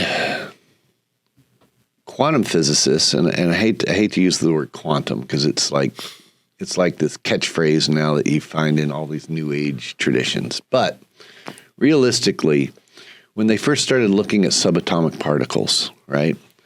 This is before we knew about quarks or muons or any of these things that make up the particles of the classical electrons, neutrons, and protons. But when they started trying to find subatomic particles, they ran into a problem because any subatomic particle they can conceive of and they started looking for, they found. So I'm going to say that again. Okay. Every subatomic particle they could conceive of and they started looking for, they found evidence of. As a result, they started finding hundreds of subatomic particles, right? It suggested that what we thought of, we were creating. Well, this is a real problem, right? If you're trying to create a science to study subatomic particles, because everything you can conceive of, they were finding. So they referred to it as a particle zoo at the time. And so what they had to do is they had to literally narrow down their definition of what a particle could be in order to create a working science. And what that means is our current science structure of subatomic particles is based on a limited definition of what we can say a particle is, which means that there may be thousands of other particles out there, this entire science that we are ignoring right now in order to create a science for us to define. And it suggests that our thoughts do create our reality around us, right? It's literally creating this ether stuff. From an alchemical doctrine, the alchemists believed that there was this field, which they called the ether. It later came to be renamed the quantum field. Right. Lynn McTaggart talks about it in The Field, right? So the field of potentiality, in essence. Right. So they just reframed, they renamed these ancient concepts like ether, changed it to quantum field. But according to this earlier ancient doctrine, out of the ether, there was two energy sources. Let's put it this way. One was known as nous, which just meant mind, universal mind. It was one polarity.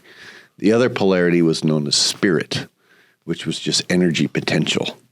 And as mind interacts with energy potential or spirit, that's what gives birth to form. So the alchemists were trying to create a science based on how do we take energy potential, mix it with mind to form things out of matter or to shape matter itself. Because if it's all mind stuff, it can all be shaped. It's just vibrating at different rates. You change the vibration, you can change the matter, right? Because that's the only thing that separates one thing from another. But if it's all mind stuff, it's just how do we change that vibration? And some of that vibration can be changed through our thoughts. We see this in experiments like, I can't remember the scientist's name, but he was taking water and he would infuse the water with different thoughts, and then he would freeze it, and he would get, thoughts that were associated with positivity, connectedness, with love. They would form as these beautiful crystals, right? When you looked at them under the microscope, when you froze the water, thoughts that were negative or like destructive or separating, hateful. Right. When you'd freeze it, you look at it under a microscope, and it would appear as these like disjointed, not crystalline structures at all, in a beautiful geometry. Again, suggesting that our thoughts are affecting the experiment. I mean, this is just, but there's other examples of this. For example, Littlefield, who was a scientist, he did an experiment where he mixed a bunch of minerals together, and each mineral, and he dissolved them in a solution of water, and each mineral could form different crystalline structures that had a different geometry. And he found that whatever geometric structure he was focusing on, as he then dissolved the water and allowed the crystals to start to form, the ones that he was focusing on ended up forming out of the solution, which became dominant, even though they all had the equal potential to manifest out of the solution. The ones he was focusing on were the ones that developed. And this goes also back to the double slit experiment with electrons as our photons as our whatever, wherever we're looking for the photon to manifest, that's where it tends to manifest.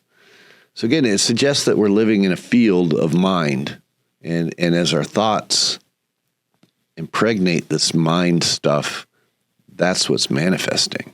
So let's get a little granular with it, right? So how do you practically do it? How do you focus in the right way in order to manifest what it is that you're interested in manifesting? So in manifestation, we have the potential to manifest anything, but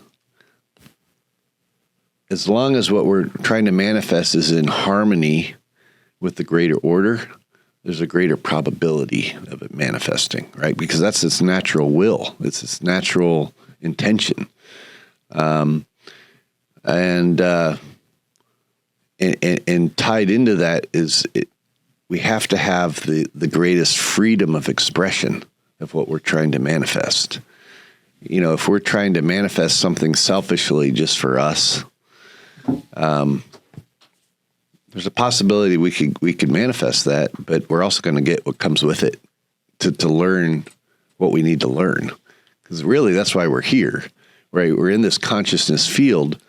The way I like to say it is, it's all consciousness consciously trying to become more conscious, right? That's what we're living in. We're living in this matrix of mind that's trying to become more conscious. And when we become ambassadors or working tools to help allow that to manifest, that's when it all aligns in harmony with us to help it come to be. When we're doing something that's just selfish, just for us, we may get it temporarily, but what we're really getting is a lesson. We just haven't realized it yet. That's you can manifest a Ferrari, for example. So you want a Ferrari. I want a Ferrari. All right. So let's say you want a Ferrari. You manifest it, right? But if you're also going to get what comes with it, which is the bills to upkeep it, the struggle of having to maintain it, and eventually you're going to come to a point where you decide you don't want a Ferrari anymore, right? Because you didn't really need a Ferrari to begin with. It was just something you selfishly wanted. Mm-hmm. And this kind of goes back to what I believe is a misinterpretation of ancient texts. There's a text known as the Testament of Solomon, where it talks about how Solomon was enslaving these jinn to build his temple for him, or demons. The Hebrew text refers to it as demons that he was trying to enslave to build his temple for him, right? Some of the more Middle Eastern Islamic texts refer to it as jinn. The Quran talks about how Solomon basically enslaved these jinn to build his temple for him. And it was only after they eventually realized that Solomon was dead that they stopped working on the temple and left. Almost like they were these automaton that were put in place to do this, that had to be ordered. Well, from a symbolic standpoint, those demons just really represent our lower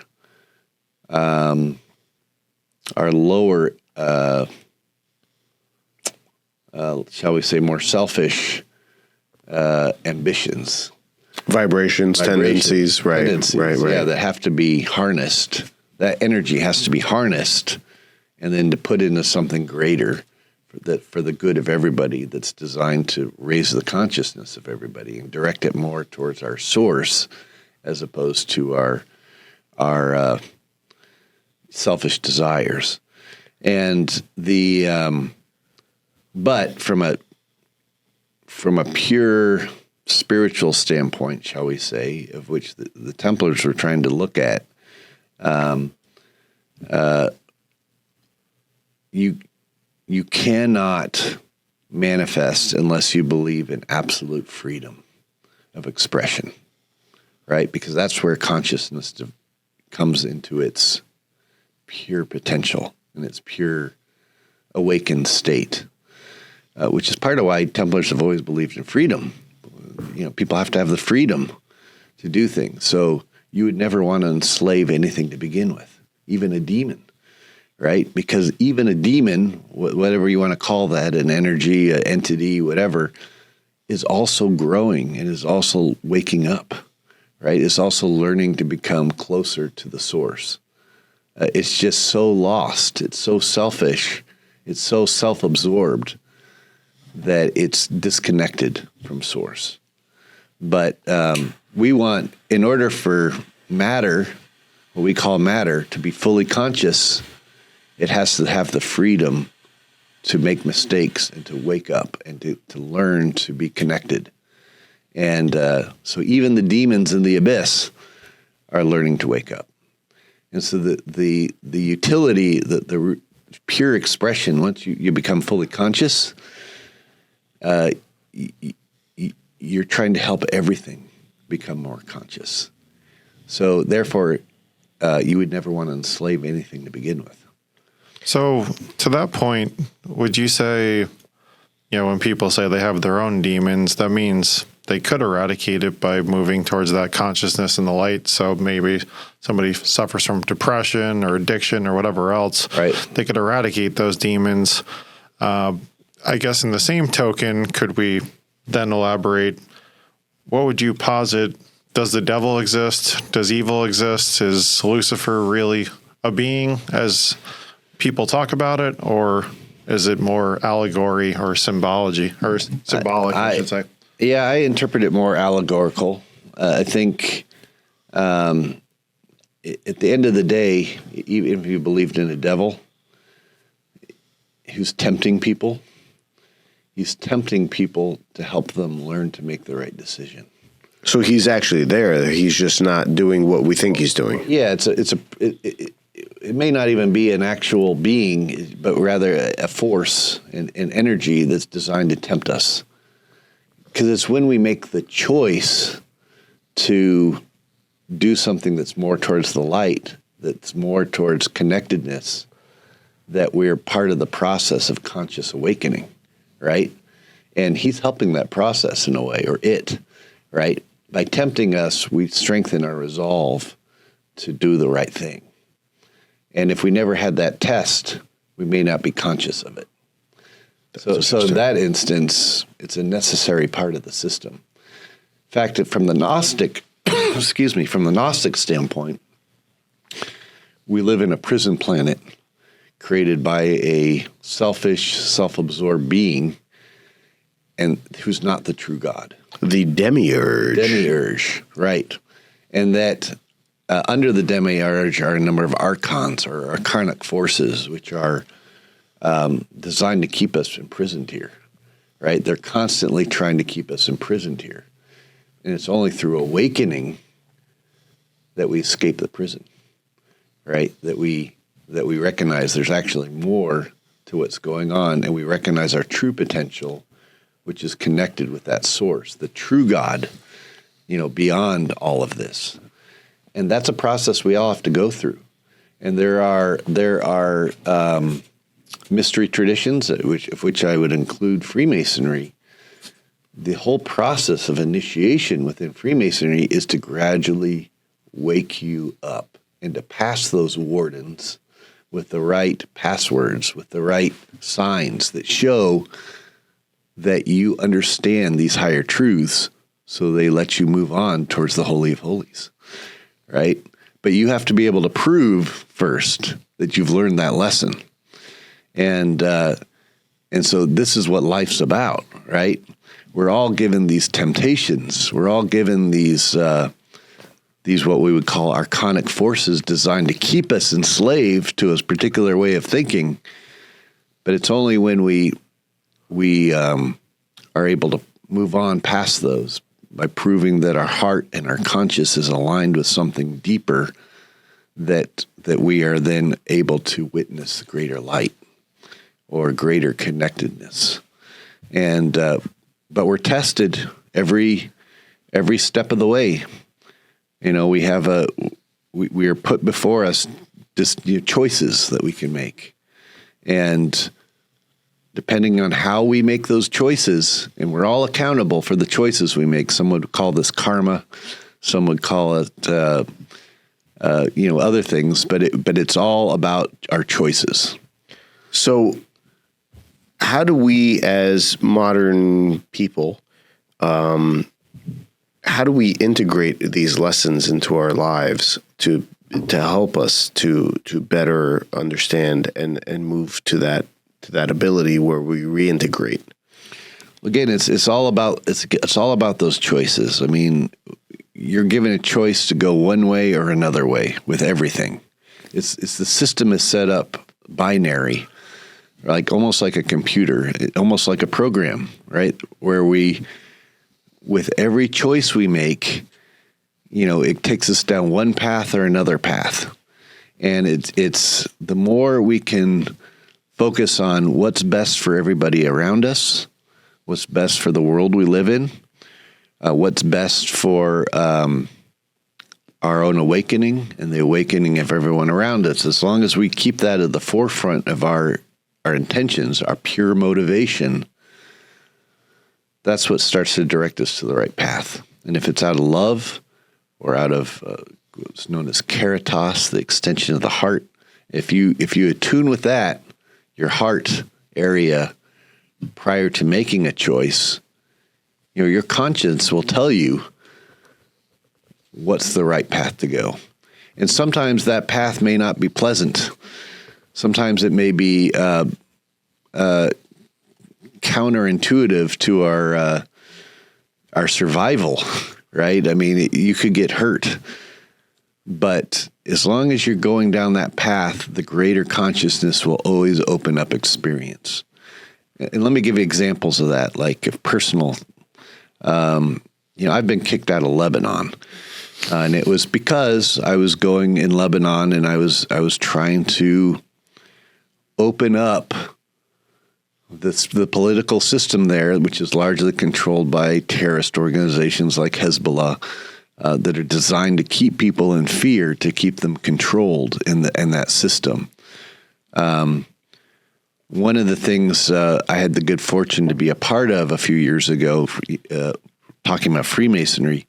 Freemasonry in its pure form is all about this process of opening up, right? And to setting up stable systems that are based on this greater order of consciousness as opposed to keeping people in fear. Freemasonry is illegal in Lebanon, just like it's always been illegal in territories that have had despots who have tried to control people, right, to their own advantage, to the leadership's advantage, not to the advantage of the people. And so Freemasonry was illegal. Now, it wasn't illegal to the point that you would be executed, like in some countries like Syria, but it was illegal to the point where you'd be thrown in jail, and they can make your life very uncomfortable, if they find out you're a Freemason. So I was working with a lodge a few years ago who decided what we're going to do is we're going to do a charity banquet, right? We're not going to say... And we're going to openly say that it's a Masonic event. And we brought in the leadership, all the leaders and the ambassadors and everything else of Lebanon to this event, which was dangerous. I mean, we could have all been thrown in jail for doing this. But we raised hundreds of thousands of dollars of charity that we gave to the community. We didn't keep any of it. We gave it all to the community. And when the leadership of Lebanon saw that what we were actually doing, how could they condemn it? I mean, we were taking care of the people in a way that the government itself wasn't doing. And in seeing this, they loosened the restrictions, and now it's not illegal in the way it was before. Now, you're a private guy, but if you don't mind my saying, because you and I have spoken about this, and I hope you don't mind my talking about this, but you've been poisoned, you've been shot. Yeah. Things have happened to you that have been horrifying. Right. In your quest for opening up consciousness. Right. Can you talk a little bit about that, whatever you feel comfortable talking about? Yeah, for sure. I mean, I've been shot, I've been poisoned. In fact, when I was poisoned, it caused some pretty serious damage to me at one point in time. You know, I was on dialysis, and I had, which is part of the Great Pallor and some other things going on. Yeah. So, it was bad. I mean, it was really bad. I remember sitting in the hospital, and there was a woman who came. She was working for the hospital. She was, she was Christian. I don't know what church system she was, but she came and she said to me, "Can I pray for you?" And I said, "Yeah, sure, if you want to pray for me." And she prayed for me, and then I said, "Can I pray for you?" She's like, "What?"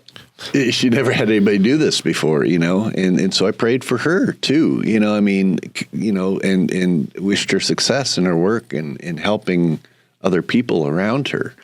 But that was and she was blown away. She'd never had never had a patient do that, And while that was, a rough time in my life, I also got off of dialysis shortly thereafter, which never happens, with people who go on dialysis. They go on dialysis, they're stuck there for the rest of their lives until they get a kidney donation.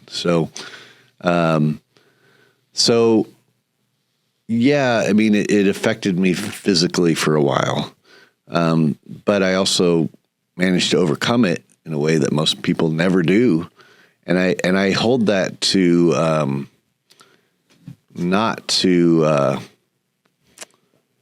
anything magical about me per se, but rather that I was open to the creative, healing energy of the universe itself. And when you put yourself in that path, it takes care of you. It'll always take care of you at the end. It may seem bad at the time, but you may be somewhere where you're supposed to meet certain people to transform their consciousness. I mean, that's all you are, is you're just a vehicle for opening consciousness. And when we put ourselves in that path, because that's what the universe wants, that's why we're here, it takes care of you.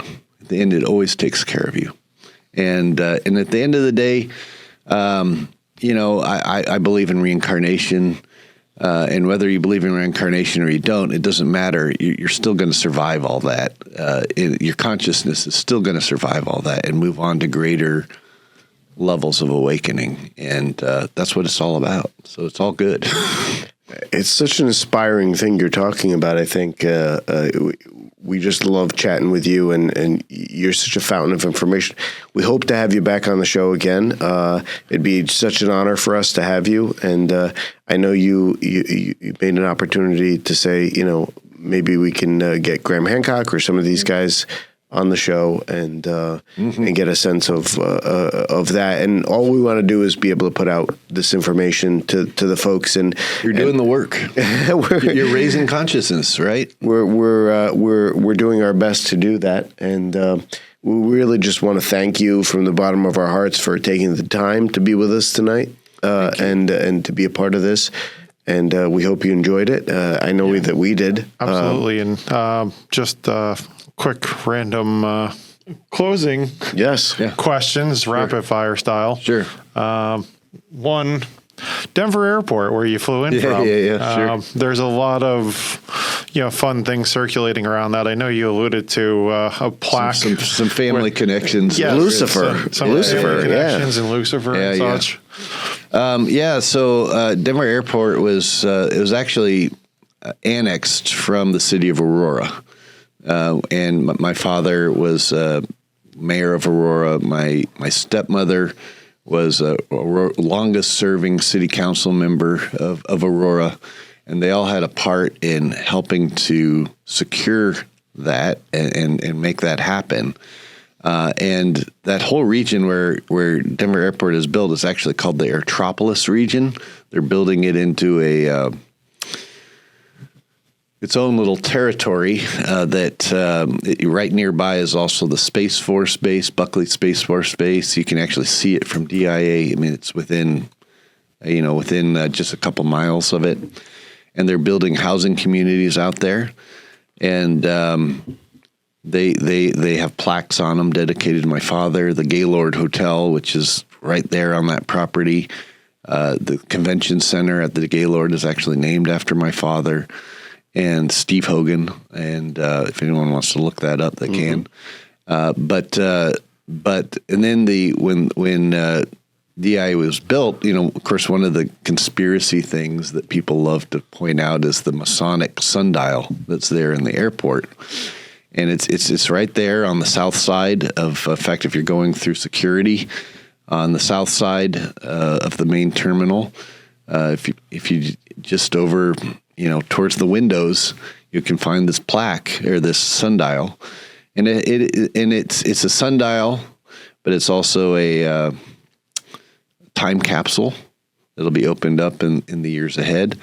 It doesn't have anything earth-shattering in it. The Grand Lodge, I think he put some Harry Potter books in there because that's what was popular at the time. It's got some coins and some other things like that, from the era of when it was built. But it does have a Masonic Braille plaque on it so that people who are blind can read what it is. And which conspiracy theorists say, oh, this is some alien language or something. but that plaque was originally put on there by the secretary of my lodge, of East Denver Lodge, Warren Glover. Originally, it was a metal plaque, or it was a plastic plaque that we had on there for almost 10 years. And then Warren and I went and put a metal plaque on there. So I was partially responsible for putting that thing on there. But it was not a not an alien a New World Order thing or an alien thing or anything like that. But there was other symbolism put around the airport that alludes to this tradition, including the gargoyles that are in the baggage claim. Those were put there because when the baggage claim first started working, it was a new baggage claim system, and it wasn't working. It kept having all these bugs that were breaking down and causing the luggage system not to work. And so we put the gargoyles up there, to symbolically represent, getting rid of the evil spirits that were causing the bugs in the system. But now, and we thought it was cool symbolism, the same reason why they're put on the outsides of the cathedrals, to keep the negative energy away, or to scare people who identified with negative energy would be scared away by these protectors, right? So we did the same thing in the baggage claim area, which is now they even have a robotic talking gargoyle now in one of the parts of the terminal. And then in more recent years, this has led to all kinds of crazy conspiracy theories with the art. There's also art in there of that depicts the world when we're out of harmony with it. And it shows, animals in display cases instead of living in wild. It shows children dying of famine and disease. It shows the earth sick. It shows all the badness when we're out of harmony with our world. And then there's another painting that shows what the world looks like when we're in harmony. And it shows all the children of the world with the different flags all being in harmony together and working as together. And the animals thriving and vegetation growing. And what it's really saying is, look, we have a choice about what our future is. And we can choose the destruction or we can choose the harmony. Now, conspiracy theorists have interpreted this as, look, it says that we have to go through some war where everything dies in order for us to then achieve the harmony. And that's not really what it's saying. It's saying is we have a choice. And there's other art like that throughout the airport. But and then in more recent years, I also have family members that are responsible for the redevelopment of the terminal area. And so we've put up all kinds of, kind of tongue-in-cheek, while the airport's under construction, they're almost like billboards that say things like, Denver International Airport, is it really a secret alien lizard lair? And the answer is yes. Right. Absolutely. Yeah, well, and I know we're basically up on time here, but I think it would be a disservice not to at least mention it. Yeah. So your experience, UFOs, UAPs. Yeah. And the satellite to the sun, for sure. Oh, sure. Well, so I have done work with bringing down UAPs in the past. I used to do work for CSETI with Dr. Stephen Greer, where we basically have what's called a C5 experience, where it's personal interaction with UFOs or UAPs. The very fact that we can even bring them down, that process is through a conscious, intentional attunement with them, where we bring them in. The fact that we can even do that, again, suggests we're living in a consciousness field, and they've developed some sort of a consciousness technology interface that allows them to do that, to tune in on our thoughts and bring them in. And we've done that when I lead my tours to Egypt and to the Yucatan. Usually there's a part of it where we actually bring in UFOs or UAPs, so everyone can see them. And it's, and again, it's just proof that we're connected to a bigger sea of consciousness out there, and that all these beings is the reason why they don't show up most of the time is because we're terrible people. We're constantly fighting with each other. If you were driving by a territory like Compton or something, where people are constantly fighting all the time, do you really want to pull over and get gas and interact with everyone? Probably not. Well, it's no different with them. They don't want to interact with us unless we are in the right mindset of wanting to connect. And I think as we start to do that more, we're going to start to see them showing up more. So that's that background. I also used to work for the Space Labs up in Boulder, Colorado, which is still up there. It's in the Department of Commerce building, of all things, which has this huge underground network. But part of what the Space Labs do is they work on different projects. And the one I used to work on, which was on at the time, it was a classified satellite known as the Advanced Composition Explorer, or the ACE satellite. You can go online and find the satellite to this day.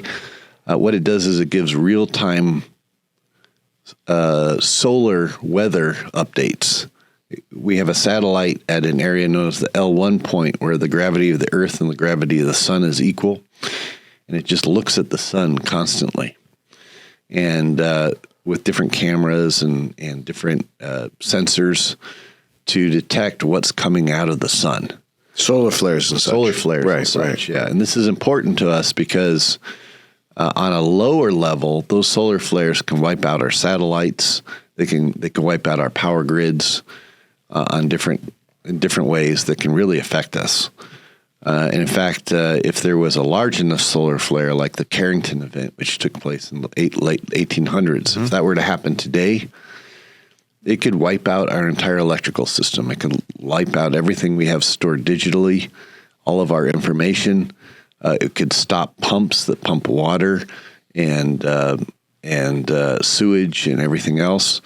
And the Defense Department has determined that if it was a large enough solar flare, within 2 months, 85% of the population could die. So we want an early warning detection system so that we can install martial law or whatever needs to happen to try to keep civilization going, if that were to happen, in whatever minor forms we could. And that will happen, by the way, at some point, maybe not in our lifetimes, but sometime within the next 100 years or 200 years, it could happen. And we are so dependent on our technology. It's our Achilles heel. And if that was where we wiped out, we would be literally brought back to the Stone Age. We'd be living in Little House of Prairie, right? And most people don't know how to do things anymore. So we'd be in real trouble. What did the satellite pick up? Well, it picks up these solar flares that's coming out of the sun. But one of the other things we also noticed regularly was that there was UFOs or UAPs coming out of the sun. And so we have to wonder why. Why are they coming out of the sun? What are they doing? Where are they coming from? Are they plasma beings that just live in the sun? Or are they actual craft from another part of the galaxy or another part of the universe that are entering through wormholes? And one of them just happens to come out of our sun. By that logic, there's a theory that there's a small black hole in the center of the sun. And this may be why when we see solar flares coming out of one side of the sun, we also see them coming out of the opposite side, which is almost like an event horizon, right? Which does suggest that there could be a small black hole in the center of our sun, and that is being used as a wormhole for craft of other civilizations out in the universe to be coming through, and why they're here, is anyone's guess. But it's my opinion, and this isn't a personal opinion, that the earth is, again, it's like an Eden. It's like a preserving ground for all different types of life to survive. And it's our job to keep that going and to tend it and to ensure that it survives. Unfortunately, we're doing a horrible job at that right now. And if we keep going the way we're going to kill this planet. And the answer isn't just to kill this planet and then move on to a new one. It's not that simple. I mean, it's life is a precious thing. It may be abundant throughout the universe, but there are centers of preservation of it. And I truly believe the earth is one of these centers of preservation, and that we are supposed to be tending that and taking care of it. And we're doing a terrible job right now. And that could be part of the reason why these UAPs are showing up too, because they're concerned that we're about to destroy this. And I do believe, and this is kind of I hate to look at it this way, but if we get to the point where we are too bad at managing this, they will step in. And I don't think that'll look good.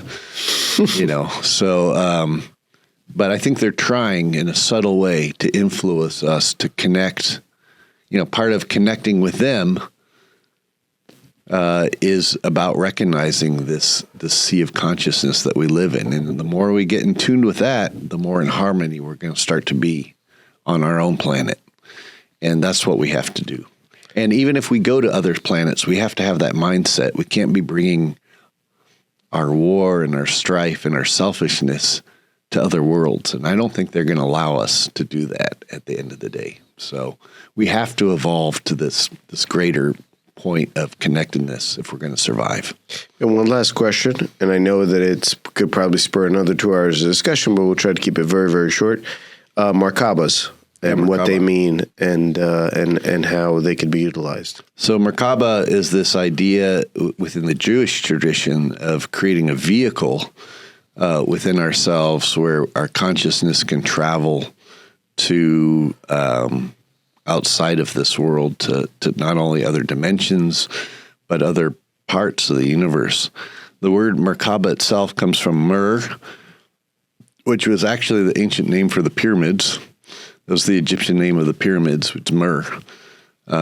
We now associate with sea or with space. In fact, like the words like Mary, the root of it is Mar or Mer, which means sea or ocean. And space was, of course, referred to as a giant sea or a giant ocean as well. And then the Ka and the Ba actually meant soul in Egyptian, and Ka was like the psychic body right? The soul personality that forms its own psychic body. So combining the three of these, what you're creating is a new vehicle for ascension. And I think that there's a great mystery in here. Ultimately, this is what we're all developing, right? We're developing this. We're developing our soul impulse. We're developing our psychic body, which is like a fluid medium between the greater consciousness and our individual consciousness that gives it expression. And then, of course, the place of ascension, would be these pyramids. You know, I think ultimately that's part of what their utility is. So, wow. I mean, it's cool stuff. It's deep, Absolutely, very deep. Incredible. But it's our destiny, right? That's where we're heading. Absolutely. And again, thank you so much for being on the show tonight. We would love to have you back in the future. Absolutely. We could certainly talk for hours, I'm sure. Yeah, for sure. But so thank you again. Yeah, thanks for having me. Absolutely. It's great to be able to talk with people who are receptive to these ideas. I mean, they're esoteric. They're a little far out there for some people, but they are what the mystery tradition has always tried to point to. You know, whether you're talking Templar, you're talking Freemasonry, which I consider extension of Templarism. Whether you're looking at through a Kabbalistic lens or whatever your faith, it's all pointing to this greater awakening, and we're all a part of that. So to be able to talk with people who are open to that and awake to that idea, this was where we get into some really cool conversations. So, absolutely, absolutely, and more to come. And thank you again. Yeah, for sure. Really appreciate everything. Absolutely. Yeah. We are brothers of the Arcana. Thank you for joining us, Brother Hogan. Yeah. Thank you. Absolutely. Thank you.